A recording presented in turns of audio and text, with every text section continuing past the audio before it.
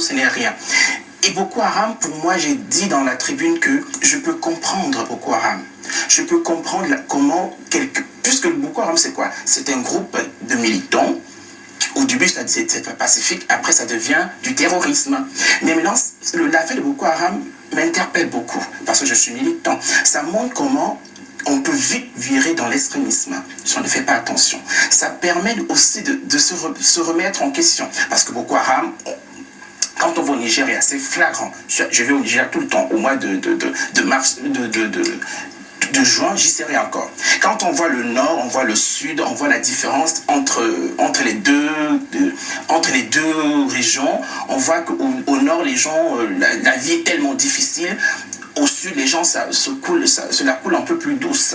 Ça veut dire que c'est clair qu'il y a des injustices sociales, les gens peuvent se révolter. Mais ce qui me fait peur aussi, c'est que la révolte puisse s'agrandir comme ce que Boko Haram est en train de faire, que Boko Haram est sorti du cadre de la révolte populaire, c'est-à-dire la révolte des gens du Nord, pour en faire une guerre personnelle, une guerre de pouvoir, etc.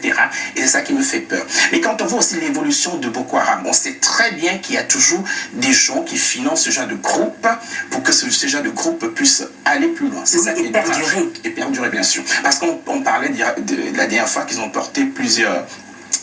Ils ont pris plusieurs filles qu'ils ont amenées. J'étais au Bénin à ce moment. J'étais invité au festival du Vaudou de Ouida.